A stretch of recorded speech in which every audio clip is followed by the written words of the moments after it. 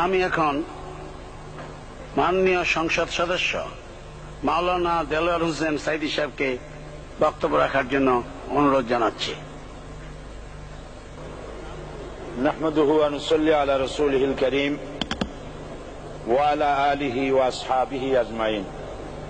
আউযু বিল্লাহি মিনাশ শাইতানির রাজীম। বিসমিল্লাহির রহমানির রহিম।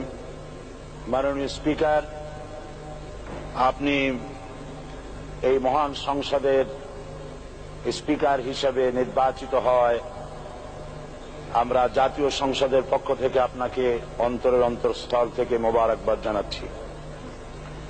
মাননীয় স্পিকার, আমি আজ এই সংসদে দাঁড়িয়ে ওই মহান আল্লাহ পাকের প্রশংসায় সেজদা অবনত হচ্ছি, যিনি 1 অক্টোবরের ব্যালট যুদ্ধের মাধ্যমে সুদীর্ঘ 5 বছরের দুঃশাসন, সীমাহীন দুর্নীতি, ইসলাম বিরোধী কর্মকাণ্ড, দেশব্যাপী ভয়াবহ সন্ত্রাসের মোকাবেলায় 4 দলীয় ঐক্য জোটের মহা বিজয় দান করেছেন এবং যার ফলশ্রুতিতে আজকে আমরা এই মহান সংসদে দাঁড়িয়ে কথা বলার সুযোগ লাভ করেছি। মাননীয় স্পিকার, আপনার মাধ্যমে আমি আমার অন্তরের অন্তঃস্থল থেকে দেশবাসীকে ধন্যবাদ জানাই। বিশেষ করে আমার নির্বাচনী এলাকা পিরোজপুর, নাজিরপুর, ইন্দুরকানীবাসী ভাই বোনদের প্রতি কৃতজ্ঞতা জানাই, যাদের অক্লান্ত পরিশ্রমে এবং মূল্যবান ভোটের মাধ্যমে আমি নির্বাচিত এই মহান সংসদের সদস্য হওয়ার সুযোগ লাভ করেছি। মাননীয় স্পিকার, বাংলাদেশের 13 কোটি মানুষকে যারা পরিচালনা করবেন, আজকে তারাই এই মহান সংসদে বসে আছেন। আমি আপনার মাধ্যমে তাদের উদ্দেশ্যে কিছু কথা বলতে চাই। জবাবদিহিমূলক সরকার, কল্যাণমূলক সরকার ও সুস্থ প্রশাসন, এই বাক্যগুলি আমরা প্রায় শুনে থাকি।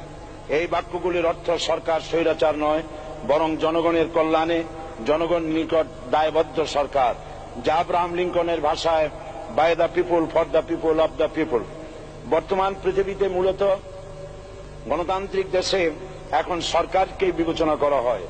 এরূপ সরকারের জনগণের সার্বভৌম ক্ষমতার উৎস হিসেবে বিবেচনা করা হয়, অর্থাৎ সংখ্যাগরিষ্ঠ প্রতিনিধিদের প্রণীত আইনই হল আইন এবং নির্বাচিত হবার পর সরকার হয়ে পড়েন সমগ্র জনগণের, আর বিরোধী দল হয় ছায়া সরকার।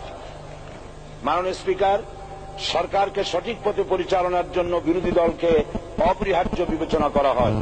বর্তমান গণতান্ত্রিক চেতনা বেশি পুরনো নয়, মানুষ মূলত রাজতান্ত্রিক স্বৈর শাসনের সাথেই বেশি পরিচিত। বস্তুত বর্তমান পৃথিবীতে গণতান্ত্রিক শাসন ব্যবস্থায় জবাবদিহিমূলক, কল্যাণমূলক, স্বচ্ছ প্রশাসনের যে কথাবার্তা আমরা শুনতে পাই, এর প্রথম উপস্থাপক হলেন বিশ্বনবী হযরত মুহাম্মদ রাসূলুল্লাহ সাল্লাল্লাহু আলাইহি ওয়াসাল্লাম। বর্তমান গণতান্ত্রিক ব্যবস্থাপনার সাথে ইসলামের মূল পার্থক্য হল সার্বভৌমত্বের ধারণা নিয়ে। ইসলামের দৃষ্টিতে সার্বভৌমত্বের মালিক জনগণ নয়, মালিক হলেন আল্লাহ রাব্বুল আলামিন। কিন্তু সরকার গঠন ও পরিচালনা জনগণের ইচ্ছার ভিত্তিতেই হতে হবে। জনগণের ইচ্ছার বিরুদ্ধে ক্ষমতায় থাকার অধিকার ইসলামের স্বীকৃত নয়। মাননীয় স্পিকার, সাধারণত লক্ষ্য করা যায় সরকার, সরকারি কর্মকর্তা, কর্মচারী বৃন্দ জনগণের উপর নানাভাবে জুলুম, নির্যাতন বা শোষণ করে থাকে। জনগণের খাদেম না হয়ে তারা হয়ে পড়েন জনগণের প্রভু। তারা জনগণের সম্পদকে তসরুপ করে। এই অবস্থা থেকে মুক্ত করার জন্য রাসূল করিম সাল্লাল্লাহু আলাইহি ওয়াসাল্লাম সরকারি কর্মকর্তা ও কর্মচারীদের মধ্যে তীব্র দায়িত্ব অনুভূতি জাগ্রত করে তিনি বলেন, ঘুষ দাতা ও গৃহীতা উভয় জাহান্নামী। নবী করিম সাল্লাল্লাহু আলাইহি ওয়াসাল্লাম আরো বলেছেন, আমরা যদি কাউকে কোনো রাষ্ট্রীয় দায়িত্ব প্রদান করি, তখন সেই ব্যক্তি তার ব্যক্তিগত কাজ যতটা নিষ্ঠা ও আন্তরিকতার সাথে পালন করে, রাষ্ট্রীয় দায়িত্ব যদি সেভাবে পালন না করে, তবে কিয়ামতের দিন তাকে উল্টো করে জাহান্নামে নিক্ষেপ করা হবে। রাষ্ট্রীয় সম্পদ তসরুফের ব্যাপারে কঠোর হুঁশিয়ারি উচ্চারণ করে বিশ্বনবী মুহাম্মদ রাসূলুল্লাহ সাল্লাল্লাহু আলাইহি ওয়াসাল্লাম বলেছেন, রাষ্ট্রীয় দায়িত্ব পালনকারী কেউ যদি এক টুকরা সুতা বা তার চেয়েও ক্ষুদ্র কোনো জিনিস খেয়ানত করে, তবে কিয়ামতের দিন খেয়ানতের বোঝা মাথায় করে তাকে উঠতে হবে।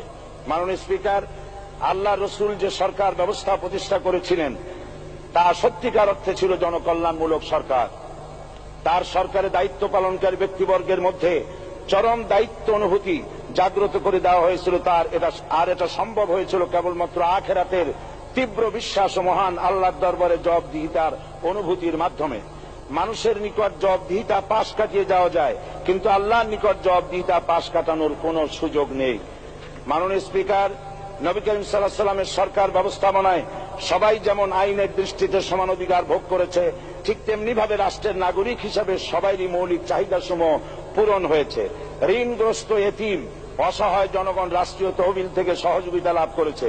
মূলত এটা জনকল্যাণমূলক সরকারের ধারণা বিশ্ববাসী তখনই প্রথম অবলোকন করে। মাননীয় স্পিকার, নবী করিম সাল্লাল্লাহু আলাইহি সাল্লাম সরকারি কর্মকর্তাদের বিরুদ্ধে কোনো অভিযোগ পেলে তখনই ব্যবস্থা গ্রহণ করতেন। আইনের চোখে সবাই সমান এবং এ কারণেই শাসকদের আত্মীয় স্বজন কারো পক্ষে সম্ভব ছিল না জনগণের উপরে জুলুম করা। খলিফা ওমর রাদিয়াল্লাহু তাআলা আনহুর এক ছেলে অপরাধী প্রমাণিত হলে সে দণ্ডভোগ থেকে রেহাই পায়নি, এমনকি এতে তার মৃত্যুদণ্ড হয়েছিল।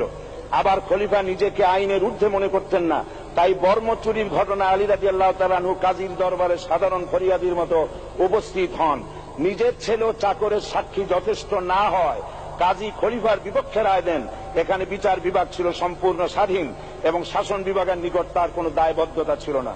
মাননীয় স্পিকার, এসব হলো ইতিহাস। মুসলমান আজ অনুসরণ করতে চায় না তাদের অতীতের গৌরবোজ্জ্বল কর্মপদ্ধতিকে। সে এখন কাফির মুশরিকদের কিরানক স্বার্থ পূজারী আখেরাতের জবাবদিহিতা শূন্য বাগাড়ম্বর এক জাতি। মাননীয় স্পিকার, যে জাতির এক পূর্বসূরি মাথায় আটার বোঝা বহন করে নিয়ে চললেন আর বলে গেলেন, মানুষ কেন, ফোরাতের কূলে যদি একটি কুকুরও না খেয়ে মারা যায় তবে এই ওমর রাদিয়াল্লাহু তাআলা আনহুকে কিয়ামতের দিন আল্লাহর দরবারে জবাবদিহি করতে হবে। আর আজ সেই জাতির দায়িত্বশীলরা জনগণকে অভুক্ত রেখে তাদের মুখের গ্রাসে ভাগ বসায়। জনগণ তাদের নিকট উপস্থিত হলে মনে হয় যেন গোলাম প্রভুর দরবারে উপস্থিত হয়েছে, আর অহেতুক উৎকোচ দাবি করে তাদের উপর জুলুম করছে। আর আল্লাহ পাক জালিমকে কখনোই পছন্দ করেন না।